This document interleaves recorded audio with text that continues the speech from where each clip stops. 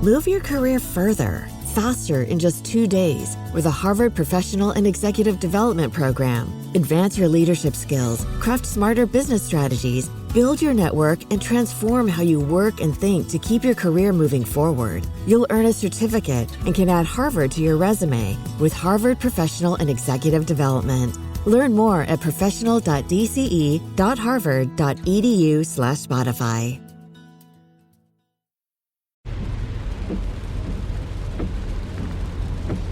This is the sound of your ride home with Dad after he caught you vaping.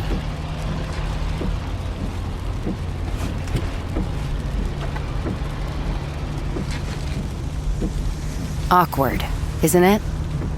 Most vapes contain seriously addictive levels of nicotine and disappointment. Know the real cost of vapes. Brought to you by the FDA. A lot of the book reviews of Gay Bar are like sometimes somewhere between like 10 to 40% like the author's own experiences, because it kind of invites that. And that made me really glad that it felt like the fact that getting back to that idea of being really, really specific about your own experiences means that it kind of maybe probably does a better job at communicating I don't know, like opening up a conversation about what other people's very specific experiences are, rather than trying to speak on behalf of everybody. I mean, the why we went out is a bit of a red herring, really, in the title. The fact that I say we, I'm obviously not trying to speak for like the gay populace.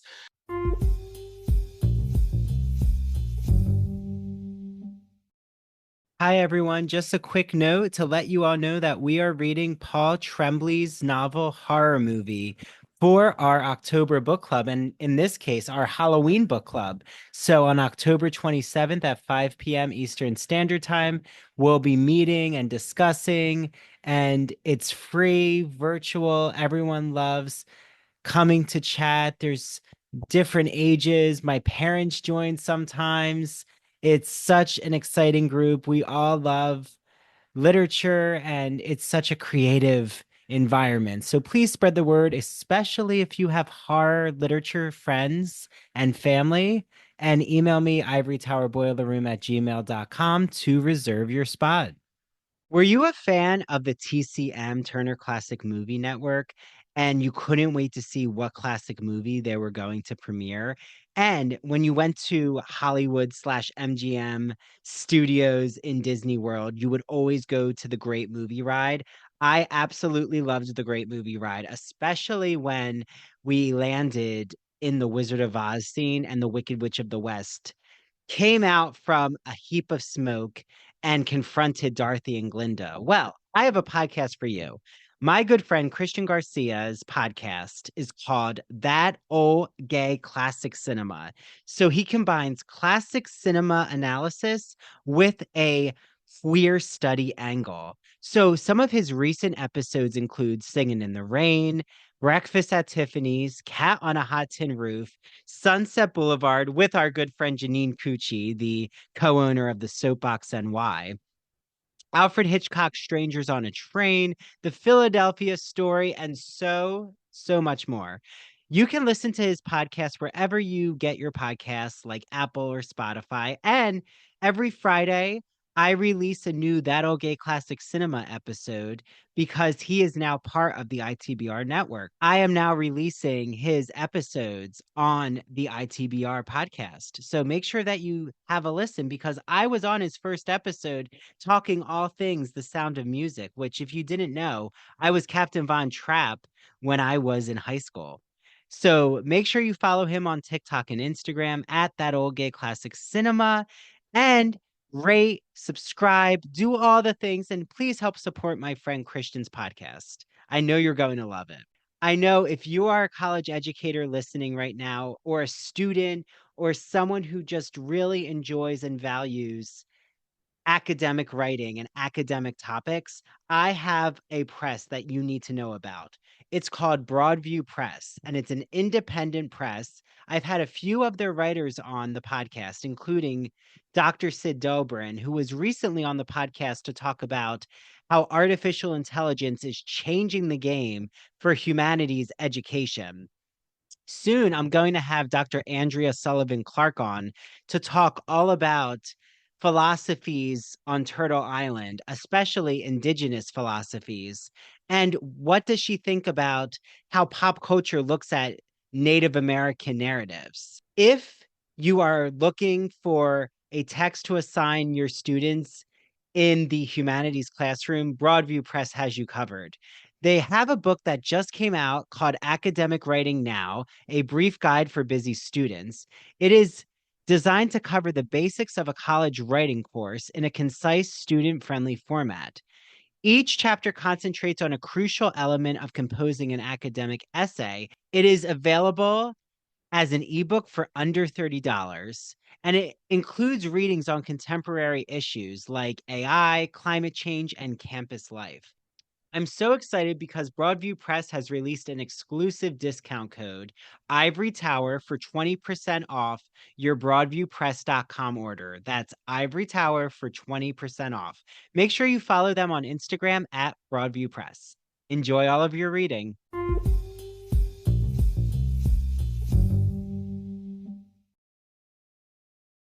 Hi, everyone. Welcome back to the Ivory Tower Boiler Room. Again, delivering another Pride Month adjacent. It might not still be Pride Month, but I don't know. I'm considering the whole summer Pride Month, just because I think we need a lot of that positivity.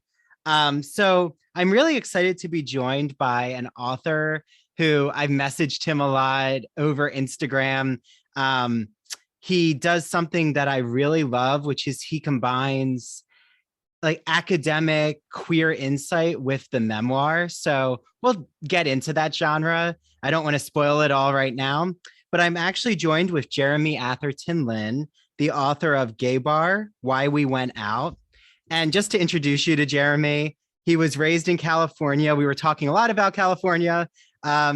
He lives in the UK and he studied writing at the Royal College of Art. His work has been published in the White Review, Tinted Window, and the Times Literary Supplement.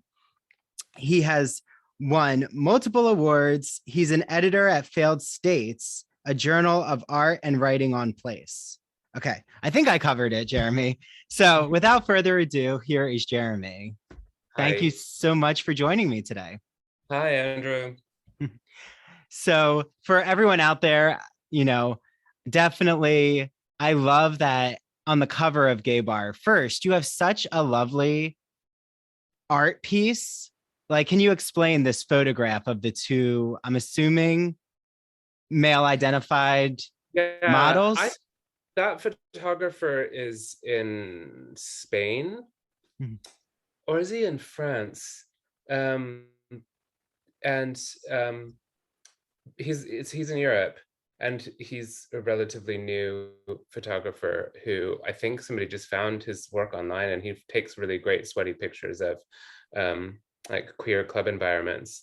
But yeah, I was happy with it. I like the anonymity because I think it kind of the fact that you can't see their faces kind of goes to show it speaks to some themes that run throughout the book about what it is to kind of lose your sense of self or want to lose your sense of self in nightlife environments. But also I also like that it's kind of ambiguous in terms of the fact that, I mean, I'm mixed race, and it's actually really hard to find photographs that portray, I don't know, it's nice that you can kind of project the characters in the book onto that or not. Yeah. Well, and for everyone out there, you get a lot of pictures of white dudes. Yeah, and I mean, definitely, we're gonna talk about the race politics with the, gay culture that you address.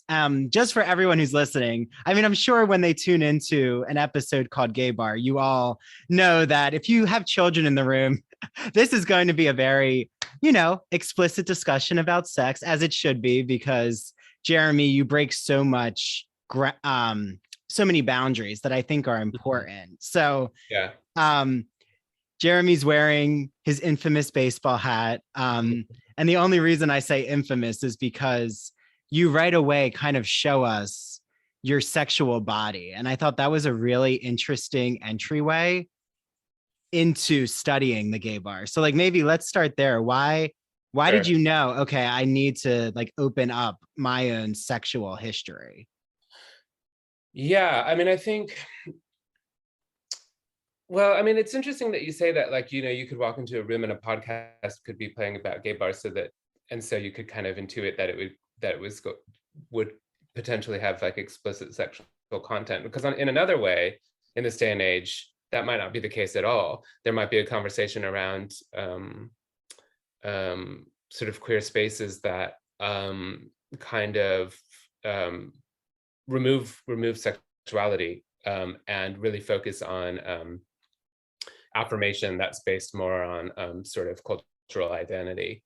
So I think that is something that I was kind of charging that first paragraph chapter and then subsequent passages throughout, that I wanted to be sure that it was a sex space, that a sex-driven space, and it's played up a little bit provocatively on purpose. This kind of the lines that come into the book, the subtitles, we go why we went out, and there's these lines in the book like we go out to get some, and things like that, which are kind of a provocation, because in the next paragraph I might say that we go out for another reason, which is to like let off steam or whatever like that. But I think I definitely wanted to make sure that that was it comes, I think one of the places where it sort of one of the sites it sort of crystallizes in a way is the Twin Peaks Tavern in San Francisco, which I hope you'll go to when you get to San Francisco. But they are the kind of the biggest, the first, known to be the first bar that had large plate glass windows, and because of that, the owners were very circumspect about what they're actually quite rulesy with their clients, and didn't want them kind of manhandling each other and kissing even, and in view of the window. So yeah, I kind of quote, I think it is David Halpern there, about this kind of desexualization of queer culture in order to kind of put forward a kind of a more wholesome image, which may be conducive to civil rights, and it can and has been, but maybe also kind of creates an anodyne, takes away the the naughty thrill. Yeah, well, and I know there's been a lot written by queer scholars recently about like that their sex has been taken out of queer studies, or sex is taken out of anything. Like you're saying, there's almost that trying to present anything that has to do, like you said, with the gay bar, that, it's a place just like any other place, like that assimilation narrative. So I think it's really important that you're breaking, I don't want to keep saying breaking boundaries, but like you're going against the grain, I'll say it that way, in current respectability politics of, okay, well, sure, I'm going to go against this heteronormative energy. Is that a saying, respectability politics, or did you just make I've heard that before in activist circles. Okay, well, I'll use that, because it does kind of sum up. I understand what that's representing, but yeah, I think but these kinds of things also, it's sort of like you follow your intuition, right? And you follow your instinct to kind of like show a side of yourself that you think maybe, if you're willing to. I mean, I just recently interviewed the comedian Mae Martin. They're a stand-up comic, and they have a great show on Netflix called Feel Good. And I was reviewing, highly recommended. And I was watching, there's one of their stand-ups, they have a bit where they talk about the fact that if you reveal something about you that you kind of worry is like the kind of weird thing, it winds up being something that other people relate to. And so maybe that kind of comes from that sort of instinct. And also just like, I'm not really a contrarian by nature, I don't think. politically or anything, or so like sort of in social encounters or whatever, but I do always try to look at everything from a bunch of different angles. Yeah, well, and I really loved that we get this image of you on your knees, like in some kind of glory hole situation, right? Like I brought up the baseball hat because like you have this moment where you have to turn it around to like, get that. I'm trying to well, I'll just go there because I'm bringing it up anyway. But I love how I'm trying to like say this in the most academic way, but you want to have the best like blowjob experience. And I can understand like when I went to my first gay bars and I was like right in college and it was college night and you didn't have to be 21. And I was at Woody's in Philadelphia. That there was exciting moments where like two guys were kissing and like, had me come over and they were like trying to get my attention by making out because I found out they were like roommates at UPenn and it was very scandalous. But because I think that, they were really open-minded with this group sexual dynamic and it was thrilling. It was exciting. I made out with them. And I think all of that is part of why we go to a gay bar, right? Like I first went to really just be around the community of men who identified as gay and to feel that I could be like physical with them in a space that was, as comfortable as possible. But we know there's not always consent in those spaces, but so yeah, I know I offered a lot with my own experience. No, and I think, I mean, that's the thing. Well, first of all, you're not alone. Like, I think, a lot of the book reviews of gay bar are like sometimes somewhere between like 10 to 40% like the author's own experiences, because it kind of invites that. And that made me really glad that it felt like the fact that getting back to that idea of being really, really specific about your own experiences means that it kind of maybe probably does a better job at communicating, I don't know, like opening up a conversation about what other people's very specific experiences are, rather than trying to speak on behalf of everybody.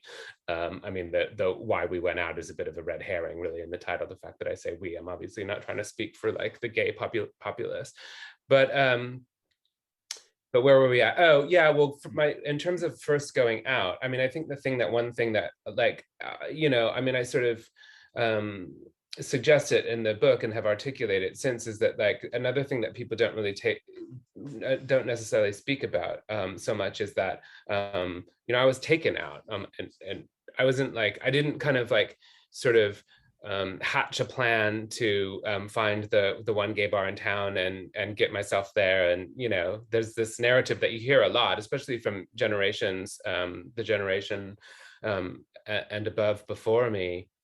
This one spot in town and it's kind of shady and unmarked, and you go and nervously circle the block and don't go in, but the next night you do, and then everything changes, and the drag queen brings you on stage and you make out with the handsome bartender and you're a gay now, and that kind of like, I didn't really seek that out. I was taken along and kind of like pushed into these environments because I was sort of identified. And I think that's one of the things that I guess it kind of overlaps with what we're talking about respectability, is this idea of a kind of self-determination that at a certain point, I mean, obviously we need to respect each other's self-determination in terms of the fact that how we establish our place in the world, and respecting what a person's self-identity is. But there's something else that happens as well that we can't control, which is how we're seen. And sometimes there can be something there can be something illuminating about the way that we're seen. And I think I was sort of seen as sort of, like people are like, this is a gay boy, let's get him over to like these clubs that we went to, Studio One in the book, in the LA chapter. And then obviously be horrible to him and get into all kinds of gossip and catfights and backstabbing and all that kind of horrible stuff that happens. But I think that's important to me, that idea, in a way that sort of like I think where I was going with this is it cycles back to that first chapter, where it's much later, decades later, and I'm still going out and hanging out in bars and whatever.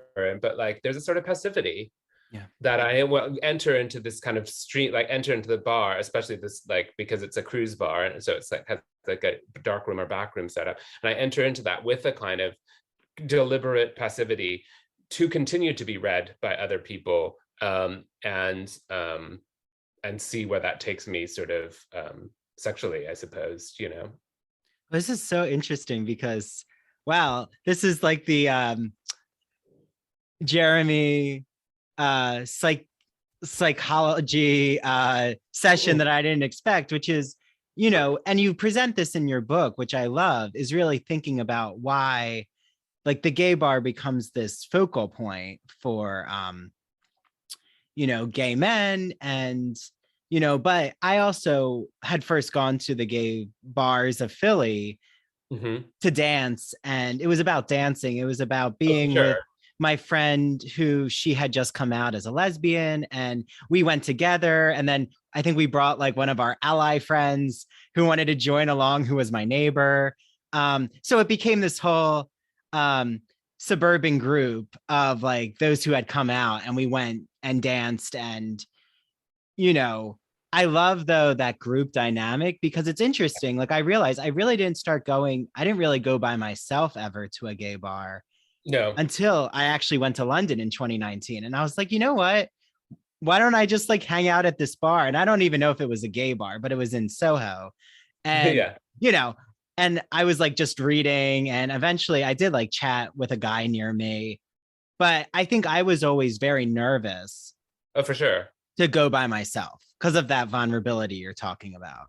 For sure. And that's so interesting. I mean, you know, you're younger than I am, and we didn't use the word ally. The people in the book who there are characters in the book who are like what you might call an ally now, and they were like, you know, like my gal pals that I was going to these places with, and they were like not there to support me. They were like there to boss me around. I mean, they were there to support me, but they were there to like shove me into the world. Do you know what I mean? So they were like trying to get you in those situations with men, like, hey, kiss this guy, like, you got to get laid, you got to meet my friend, so and so and so on. Yeah, I also wonder how much of that is like a fetish for the women, but we could, I'm sure there's been studies done about, you know, straight women, and like, you know, if they do enjoy, not all straight women, but like, I'm sure there is a type of titillation when they're taking their friend out to a gay bar. Oh, I mean, I think, I mean, I don't know anything about this really, but just on a very personal level, anecdotally, I know that, I mean, I remember one of the character, you know, she's now sort of become a character in the book, who sort of was encouraging me to go out. I remember at one point in time, which isn't in the book, her saying something to me like, oh, well, you know, gay men, when they're together, their sexuality is so charged because you have two male sexual drives, you know, that this was her point of view, you know, you have all this testosterone basically raging, and we were sort of whatever we were, 17, 18 years old, especially so then. But yeah, I mean, I don't really know about the word fetish, but I mean, I think probably there was a sort of cross-identification that would involve I mean, this is, you know, a while ago. This is early 90s now, so that there was a kind of a very well like commonly accepted cultural construct that women didn't really have a kind of like overt sexual, you know, sexuality really. I mean, you know, it was like the whole thing was, I mean, I remember growing up and just being kind of like women were objectified. They weren't like sort of looking. And so I think where I'm getting at, and this is really just in a personal anecdotal way in terms of these kinds of like friends that I was making, is that I think that they were maybe finding a way to learn how to express themselves, find this common ground of being kind of like overtly and joyfully sex forward, through making these connections. Yeah. Well, and I've been to, like you, and what I love in the book is you take us, like, each chapter is oriented around a certain gay bar, and like we get the photo of the bar, we get your personal experience, right? Like that's the ultimate impetus always, is like what was Jeremy's feeling when he went to this bar, and like that sparks this whole historical journey of how the bar is situated in the city. And I just love how you orient. So like, what really drew you to like knowing, okay, I'm going to center each section on a bar? Move your career further, faster in just 2 days with a Harvard Professional and Executive Development Program. Advance your leadership skills, craft smarter business strategies, build your network, and transform how you work and think to keep your career moving forward. You'll earn a certificate and can add Harvard to your resume with Harvard Professional and Executive Development. Learn more at professional.dce.harvard.edu/Spotify. This episode is brought to you by Amazon. The holidays are here, and you know what that means. It's time to get your friends and family the gifts they deserve. Take the stress out of shopping with Amazon's great deals and low prices on a huge range of items from toys to tech and much more. Whoever you're gifting for, Amazon has great prices on everything you need this holiday season. Shop Black Friday week starting November 21st.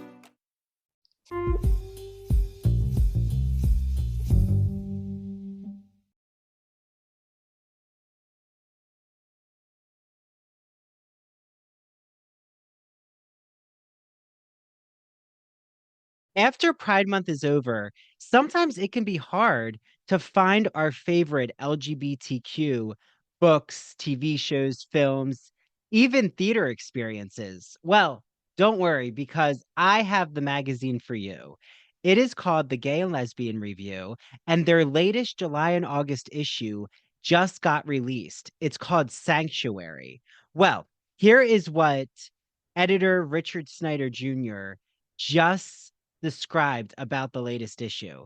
He writes, "The impulse for any minority to seek out safe spaces or sanctuaries exists in proportion to the oppression they suffer in their social world. From the catacombs of Rome to the colony of Plymouth, the upshot of this quest is well attested. Members of sexual minorities have undoubtedly been forming their own private communities for centuries. Would Plato's Symposium be an early example?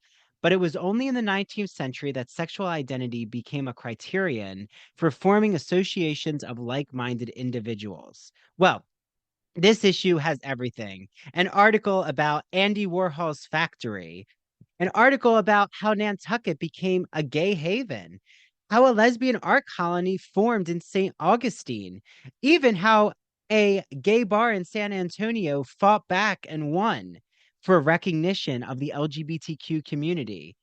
So, the ITBR is so excited to partner with the Gay and Lesbian Review, who is offering an exclusive discount code.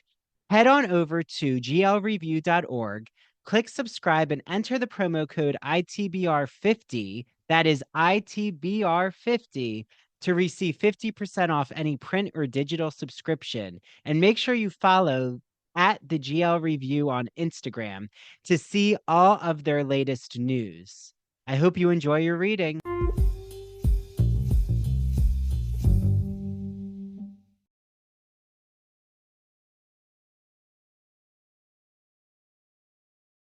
Oh, yeah. I mean, it was structured. It definitely was just, I suppose when just to give like the kind of basic precis, like, that around the time that the book was being conceived, so many bars were closing. It was before lockdown, so they were closing just because of various other reasons, right?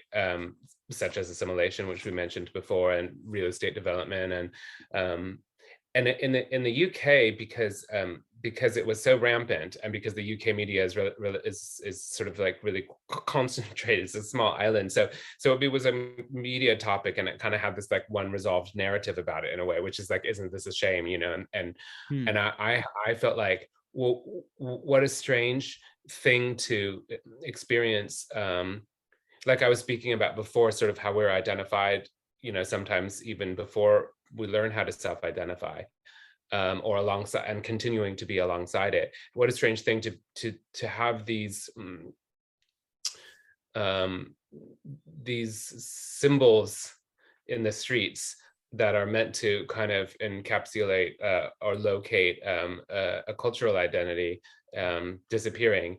And so the questions about that for me were always sort of essayistic, and they were always kind of memoiristic in terms of the fact, like, well, what is the significance of this, observing this, and not necessarily just taking the kind of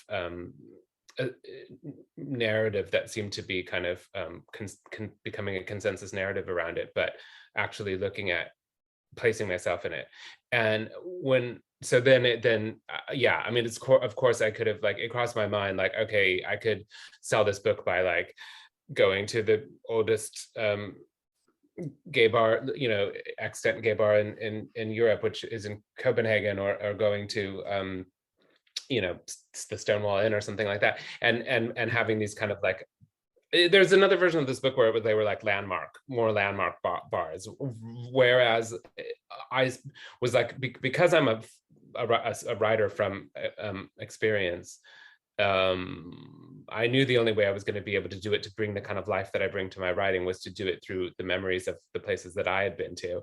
And I think a part of me was sort of like willfully choosing these sort of like bars that seem maybe a little bit banal or ordinary, or not spectacular in a way. They're kind of like there's similar versions in other towns that are like not world famous. But the astonishing thing when you say that there's this kind of history that unravels, I sort of use the word palimpsest a lot in terms of the fact that, like, before my time there, I figure out like, oh, well, here in the 70s it had this heyday, or also like a series of problematic incidences, a lot of like violence and aggression and exclusion and all sorts of bad stuff. Yeah, I mean, I would scratch the surface of these bars, obviously the bars that made it into the book, that were kind of ordinary to me, but then realized that they had a phenomenal history of their own, and really unique journeys, each of the places. Yeah. Well, and you're right. You could have done like the landmark gay bars would have been such, and it's something that can be done, but it wouldn't come from your organic experience, like knowing intimately the place. Sure. I mean, or even, right, like you could have tried to like do the scandal, like the scandalized version, which would be, okay, we're going to choose the Eagle in Manhattan because it's a leather bar. And I've heard tall tales about it. But again, sure. I mean, I've been to the Eagle, but it was with my ex-boyfriend. So I really didn't get we were propositioned by some men, but my ex-boyfriend, I realized at that moment that I was a little more curious about opening it up than he was. And well, maybe that's why we're not together now. Okay. Yeah, sure. It's about being sort of, I guess, what you might call a participant observer, and also kind of like a wallflower participant. And I think, you hit the nail on the head in terms of the word curiosity. Like that, you were curious in the Eagle, and I was curious in these spaces, but just even as a drive of my writer, that's just like what, that's probably a good word to describe the motivating impulse. Yeah. And I think when you're dating someone, and you go to these spaces, like there's going to be so much erotic energy, and it's charged. And I like now realize that a conversation has to be had before going to a space with a partner, because some interaction might happen and one person might be in favor of what happens and the other's against it, and then it's a recipe for disaster if you don't talk through it. It wasn't that dramatic, the actual act, but like looking back, all the pieces start to fit. But talking about gay, just identified, like you brought up symbolism. So like, even I'm so close to Fire Island, I've been to the Pines and Cherry Grove, and we have like gay resort towns, whether it be Provincetown or New Hope. I know I'm listing all Northeast places, but Yeah, there's the Russian River, Guerneville, and north of San Francisco, Palm Springs, and LA. Yeah, there we go, Palm Springs. Yes. So, and neighborhoods have a very specific history too, like West Hollywood, and in Philly, there's the neighborhood. Most metropolitan areas have what was the neighborhood. But like, do you find that would that have been definitely a different book if you had tried to center it around your experience with the neighborhoods or resort towns compared to using the gay bar as your entryway? Okay, hold on to that question because we'll be right back. But first, a word from our sponsor.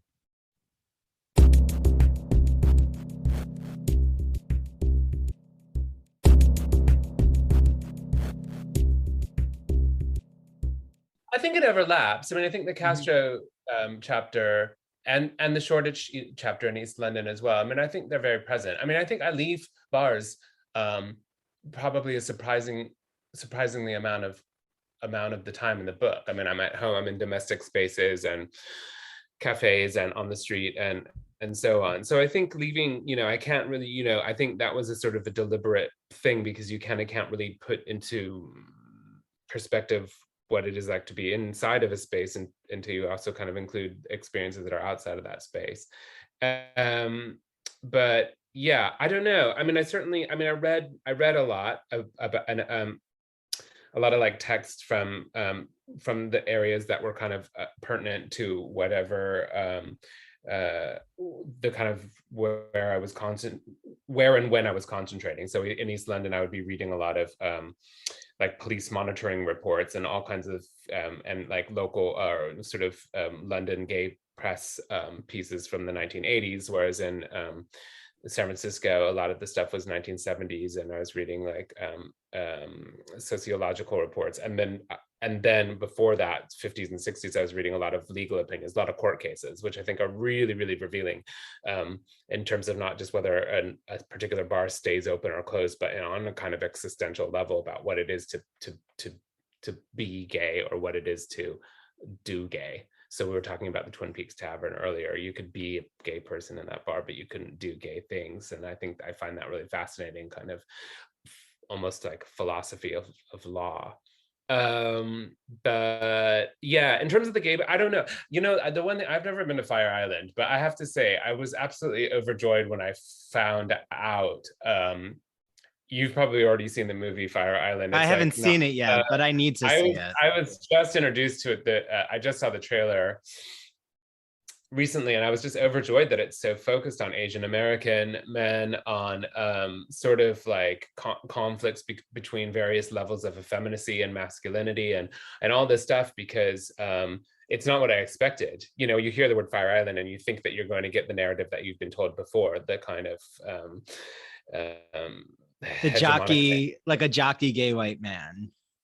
Yeah, I was absolutely thrilled. I was like, oh wow, this is really like, and I think, and it takes some getting used to. I think now that we're almost like having this kind of revisionist viewpoint, for lack of a better term, of these kinds of particular narratives that is probably kind of surprising people. And I think that in a way, my book falls into that, where it's like can't hide the fact that I'm mixed race Asian American, that like whatever kind of various principles of being that I or experiences of being that I bring are like not necessarily the kind of version of like a neutral narrator that I think we subconsciously, as readers, quite widely have held, that there is some kind of like neutral voice that you expect to be writing this book.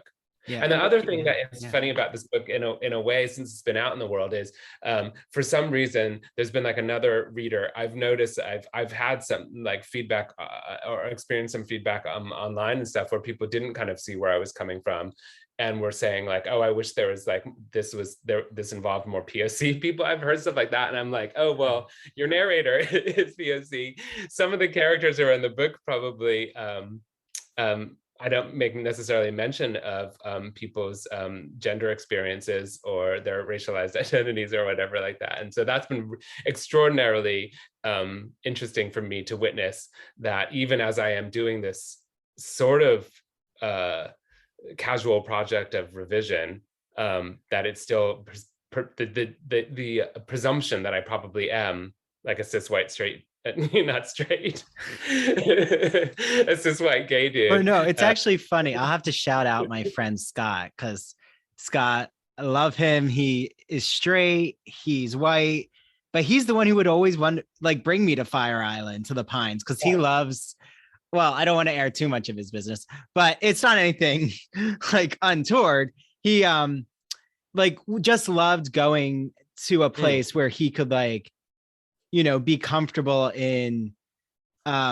laying out in the nude and like not being judged for it. Because it's true, there aren't many beaches where like men can feel comfortable doing that, unless it's, you know, like nude beaches, I think have a different connotation depending on like where you are and all of that. But I always found it funny that like my introduction to Fire Island would always be from my straight friend, like wanting me to go. That's amazing. Yeah.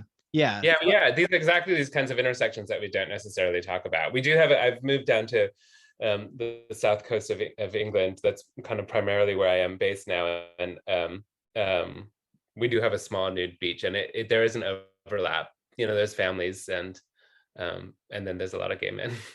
Yeah. Well, and you see that on Fire Island too. And I think like, I'm glad that you brought up the movie, because I'm also not sure if you know him, but Jack Parlett is coming out with a whole cultural study of Fire Island, and I'm interviewing him soon.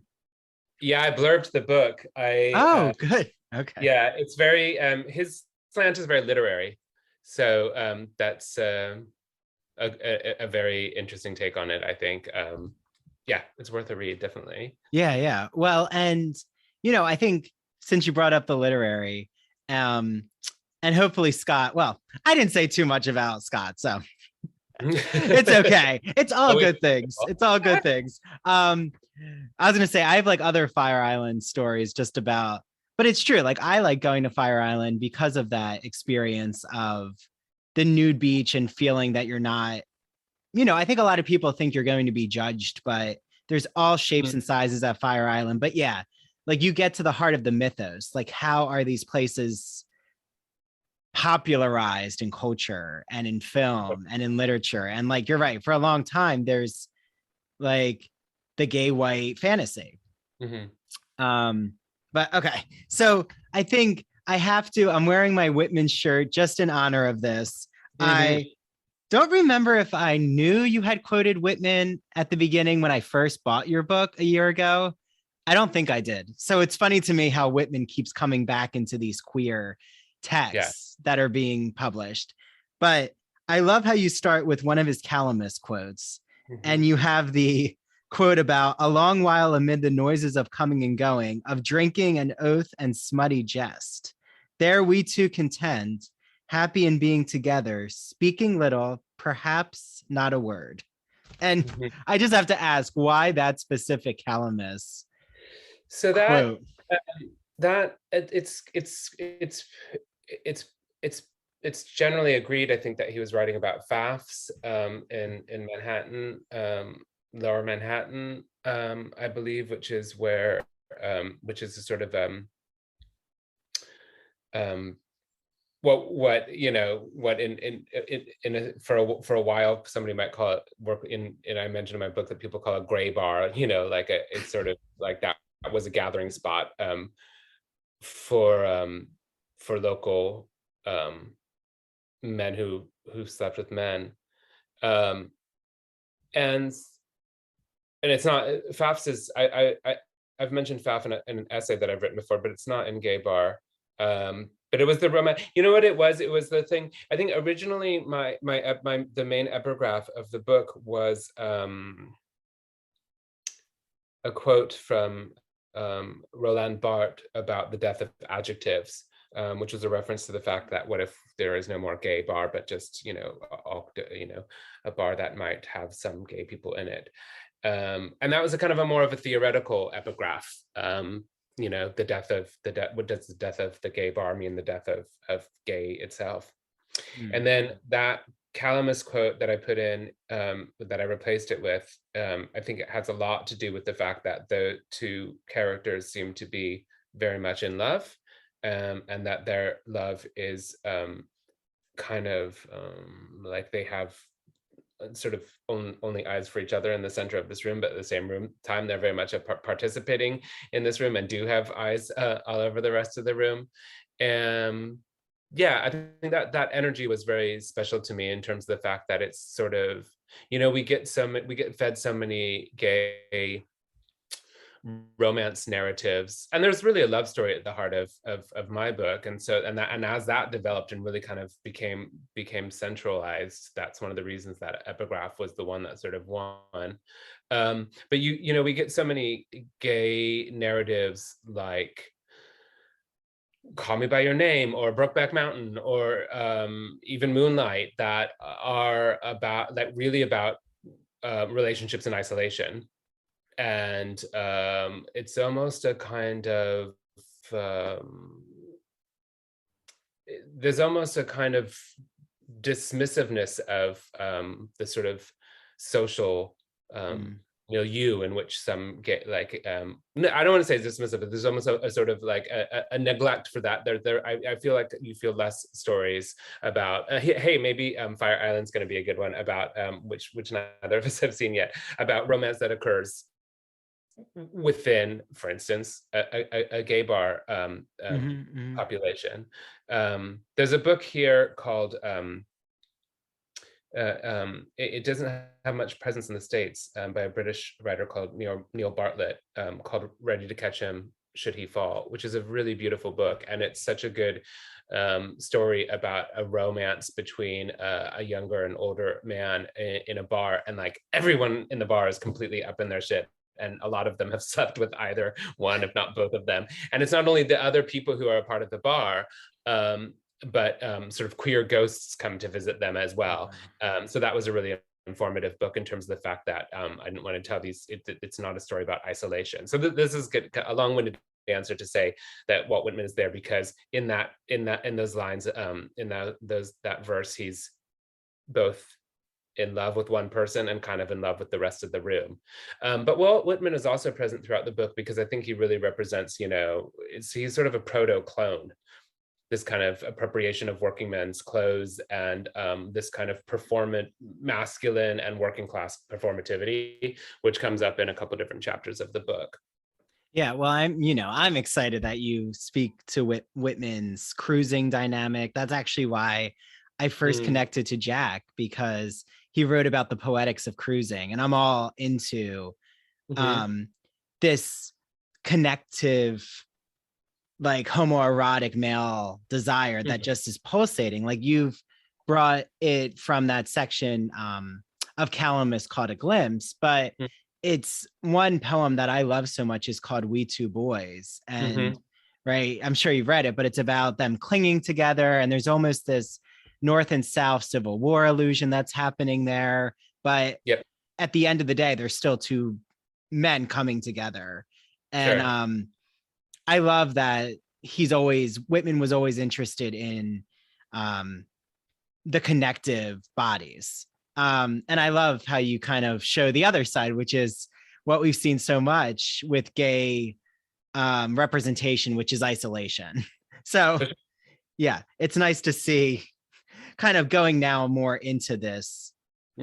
Like, I hope that Fire Island, I'm excited now. We'll have to chat offline to see what we think of it. But I mean, I love Bo and Yang. So right. I'm excited. Oh, and I think Margaret Cho, isn't she in it? Yes. Yeah.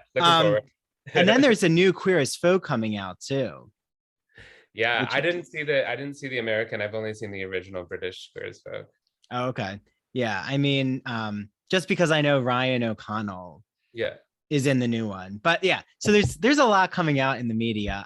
So I think I definitely have to bring up, I'm sure a mentor, or she has to be a major presence in your life, which is Maggie Nelson. Like, how do you know Maggie? Well, she's not a mentor.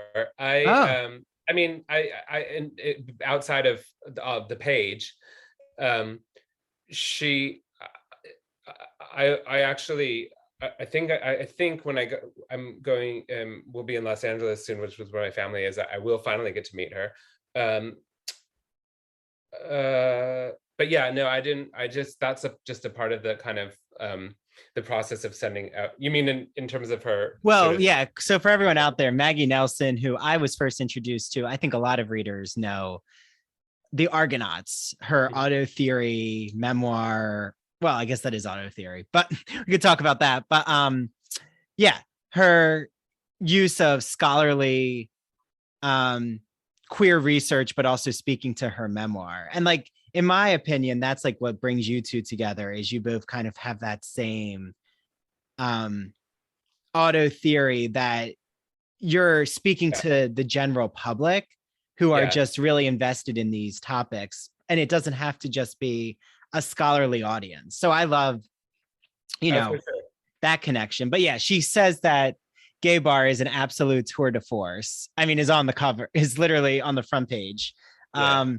And then she can't remember the last time she's been so happily surprised and enchanted by a book. So, I mean, very glowing praise. Yeah. And I mean, I think especially, like, it's interesting that you presumed that we knew each other, because for her to be so fulsome and kind and supportive without knowing each other made all the difference in terms of the fact that it wasn't sort of a favor. It was sort of, I was really surprised and completely elated when that came in to my into my email inbox. But I think what you're recognizing there, maybe intuiting, is a kind of communication that we do have through book, which is what we have through books. Is just that even though she and I have never met, I quoted from Rebecca Solnit recently in something that I wrote, where she says, "Books are solitudes in which we meet." And I think that in that case, it is like a sort of, in a way, it's a lie to say that we don't know each other because we've read each other's books, right? So even though, like, one writes performatively, and as I say in my book, memoir is drag. You can never really know. My voice as an author is a character, is a performance, a performative act. It has to be, because we can't show our wholeness even if we knew that wholeness. But what we do kind of hopefully generate when we put out there is that we zing back and forth some ideas and can connect and do kind of in a way know each other. So this idea of solitudes in which we meet.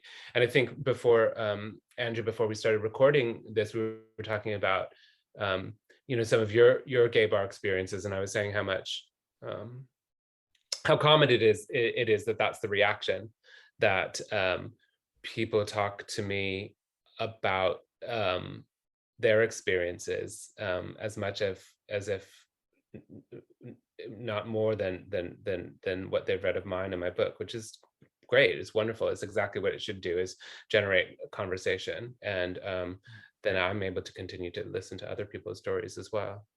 Yeah. And if you have just a few more minutes, is that okay, Jeremy? Yeah, totally. Okay. Just because, I think, and that's exactly what I intuited. I love that word. So I'm going to, again, borrow from what you're saying in your language, is like what I've loved about Maggie Nelson's work is auto theory, which I know sounds jargony, but basically bringing in the personal to your observation, to your writerly voice. Like you're bringing in your personal voice to speak about what could be a very technical, scholarly topic. And I love that, like, whether it be through her journey and her relationships, but her studying under Eve Sedgwick, I know, is like a big part of the Argonauts.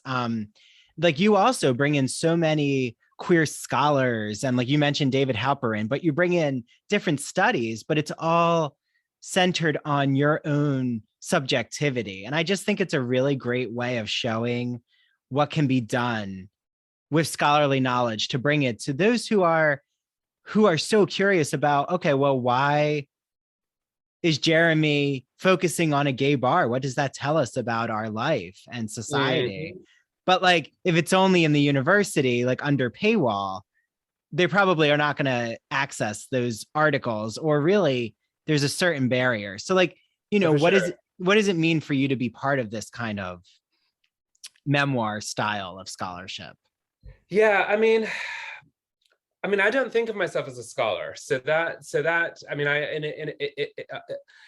and it's funny because you sort of mentioned sort of bringing the personal voice and personal experience to a kind of a sort of scholarly inquiry. And in a way, I guess I sort of think of it as the opposite, that I'm sort of a memoirist who just happens to be interested in the world around me. So when I write about my impressions and observations, it's always going to involve like a deep dig into history, to whichever extent it seems appropriate. And I love archival research, and it's just like all sorts of research, like I was saying earlier, reading legal opinions and things like that. Theory, yes, but I mean, it's funny. I mean, I think theory in the book almost kind of serves a sort of plays a sort of poetic role. I don't really know. I don't really, I don't think it probably, I mean, I'm saying this spontaneously, but I don't think it probably is the spine or the glue of the ideas of the book. I think those come more from events, kind of facts and events, as Hannah Arendt might say, or just sort of yeah. I guess there's quite a bit of history, my personal history, of course, as well. But yeah, I don't know. I mean, bringing all that stuff together, it's sort of, I mean, there's another line in the book where I say collage is so gay, but I think it's kind of a collage in a lot of ways. And it's just sort of like, there's this Marcel Proust line where he talks about, you should quote other people because like they probably said something more interesting than you did. And I think that, I do have fun with that. Like that is like, I think when you ask like, what's it like to be, I think the question was like, what's it like to be a part of this kind of dialogue, I suppose, with other authors, or to be placed in, and for me, it's just sort of like, I wouldn't want to do it if I wasn't sort of having a good time. And I really don't think it's that far away from, I make a lot of mixtapes and playlists to sort of adjacent to the book, as well as on separate sort of subject areas and sort of inquiries. And I don't think in a way it's that different from mixing music together. But yeah, I don't know. I mean, I think it was a relief when I won the National Book Critics Circle Award recently, which was a total surprise. But I think it was ever since I was nominated, I was or announced as a finalist. I was so glad that they chose the book for the autobiography category, because as far as I'm aware, they consider books and then put them into the category where they think it belongs, as a part of the process. And it meant a lot to me that it would be seen that way, because if I'm writing from a position of personal experience, then it makes me seem like a lot less of a solipsistic person, where I'm like, well, he's writing his story, but yet look how much he brings in about, this cruising zone in the 1700s in London, and this bar in San Francisco in the 1970s. Whereas I can imagine if somebody approached the book and thought I was trying to do a cultural history of the gay bar, like we get about the cultural history of salt or any given topic, that they think, well, wait, why is he talking so much about his cap and turning it around? Well, and I think that I'm going to definitely borrow, or I think you should coin collage theory, because I think that's such an interesting way to think about what you what is so enriching and exciting about Gay Bar, your Yeah. book. And I love this type of approach, even when when I'm going to be, well, by the time this comes out, I will have given my Whitman's Victorian Queer Reader presentation in San Francisco. But so hopefully when I'm listening back to this, I had such a great time with all the gay bars. But yeah, like, I love giving presentations that give that type of collage, that sensory experience of, really evoking the period, and not just quoting like not just quoting a theorist and applying that theory. Because I think that's when like myself too, I start to lose the thread of the person's investment in the topic, because then it becomes very traditional in really making it, forcing some theory to work. And it's Have you read Foucault in Pencil? It's like a very short story by Lydia Davis. No, I have to. It's great because she speaks about you. It just reminded me when you spoke about losing the thread.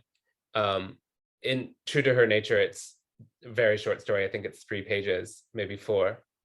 She's in a waiting room, and she is trying to focus on reading Foucault and is having trouble focusing, as far as I remember. Then goes onto the subway, and she realizes that she can break apart when the subject of the sentence is abstract, like the law or power or something like that. By the time that she gets to the end of the sentence, she's lost the thread, as you say. But when he's begun with a kind of like a person, place, or thing, when the subject of the sentence is prisons or schools or then she's able to follow the sentence through to the end. And I think that there's a kind of a relief. It's like a relatable content, this short story, isn't it? But it's also kind of like a relief, that because it reminds you that if a lot of us are thinking this way and are the way that we're trying to configure the meaningfulness of a given site, in my case, in Gay Bar, or a series of propositions or whatever, it's really liberating that if you were able to focus around a person, place, or thing, that it seems to be quite widespread, that it's something that a lot of people seem to be able to engage with more readily. So that's been a guiding force for me, and that's why, getting back to a question that you asked earlier, why it's so located, this book, in very particular places. So you won't get a chapter that says this chapter is about racism, or this chapter is about the erasure of promiscuous sexuality. They're more focused on a particular site, and then all those questions rotate around that site. Yeah, well, and I've been listening to the audiobook version. And first, everyone out there, if you love audio immersive experiences, like everyone knows, I'm a huge, well, first of all, I'm hosting a podcast, but well, there are some podcasters who don't like audio, but I love what you do, because in a way it is an extended, Gay Bar works so well as an extended podcast, Jeremy. And it really feels like you're taking us through, like, your voice just really highlights and animates all of these moments. Like you said, like, you really bring alive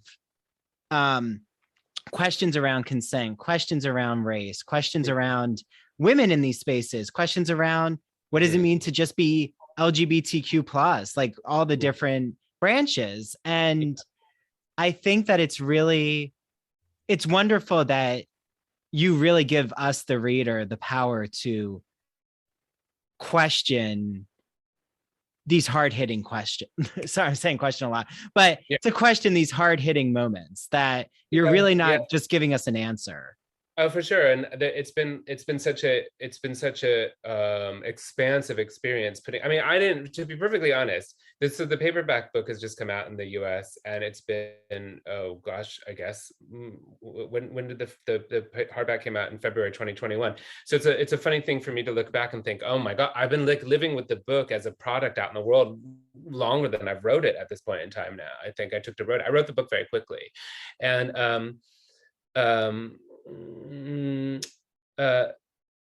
oh yeah, so it's been, and this, one of the great joys of that though is that I've been able to, it's taken all these expansive iterations. So in a certain context, I can give a slideshow with video and show you some of the things that are in the book that are only maybe half a sentence in the book. An example would be mention of how gay men in Los Angeles used to go onto Soul Train and take the moves that are like voguing moves onto Soul Train, which is primarily known as a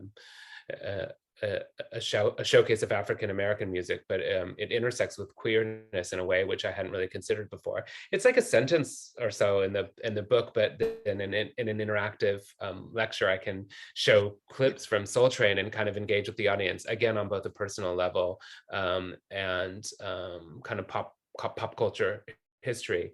And then I did a show for NTS Radio where I combined songs that are in the book with like excerpts from the book, and I'm actually really quite proud of it. I don't think that I say that very often, where I'm proud of something, because I kind of suffer from perfectionism and so on. But I am really pleased with the radio show, and if anything, I kind of a part of me wishes I could go back and do the audiobook after having done the radio show, because when I did the radio show, putting music behind my voice, because I think I'm a very rhythmic writer anyway.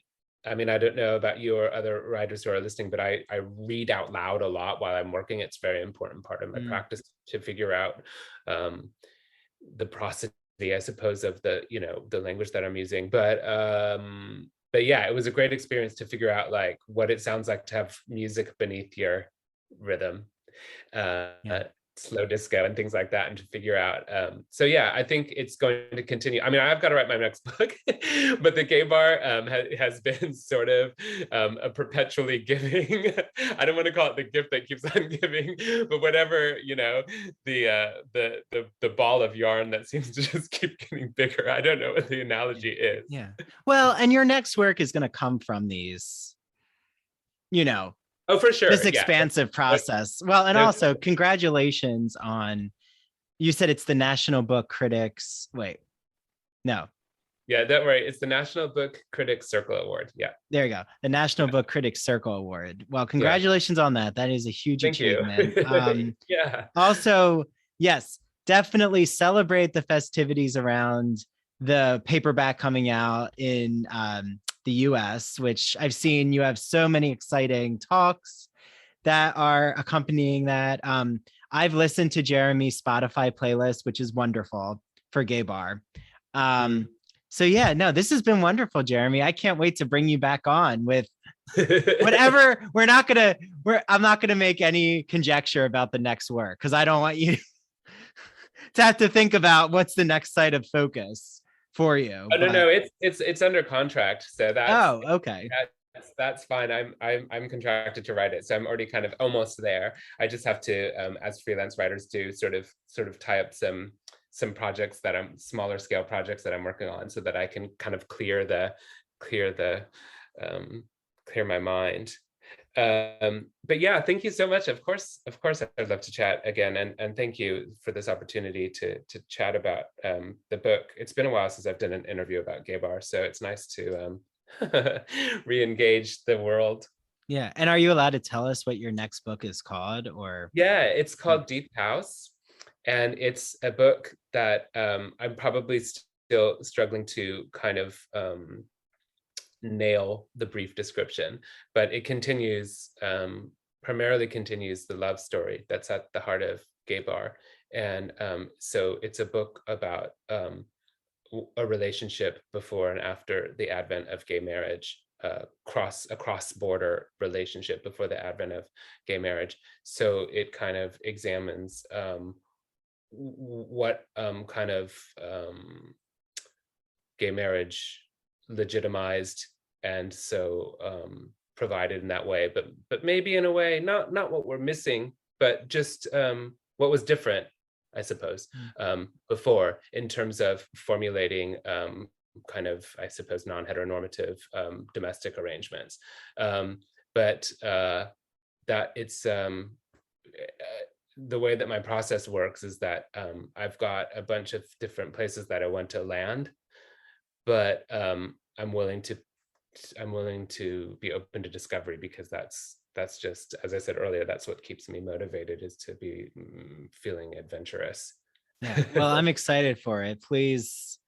Thanks. I don't think I Yes. know of another book that's about a relationship before and after gay marriage. So, well, correct me if I'm wrong, or maybe I'm sure I'll start figuring out what already exists. But I'm excited to share that story because it's so meaningful to me personally. Yeah. No, I don't know off the top of my head. Is it an autobiography, or is this a novel? No, it's not a novel. I think that I can sound confusing. It can sound confusing sometimes, because when you write narrative nonfiction, which I suppose is one way that you could characterize my work, or creative nonfiction or something like that, so behind the scenes, often the vocabulary is sort of the same as fiction. So like, I refer to people in my book as characters. I mean, I have to, because they have been, details have been changed in order to protect privacy and stuff like that. So it probably sounds like a novel the way that I describe it, but it should be very much in the same spirit. Well, I'm excited that it's going to continue this like narrative nonfiction. Yes, that you've laid out. Well, I'm excited for you to come back on. Thank you again, Jeremy. Everyone, please, who's listening, get your hands on Gay Bar. Why We Went Out. Now there's a paperback version. Cheaper, more affordable. Yeah, a little cheaper. And also, if you want to hear an extended version of Jeremy speaking, check out the audiobook, which is really, really good. Can't wait to have you back on. And, now I'm so excited to go and put on my Gay Bar eyes for analyzing all the spaces that I'm going to be around this summer. So thank you for that, Jeremy. And we'll have to talk about Fire Island. Okay. Bye to everyone out there. Bye, Jeremy.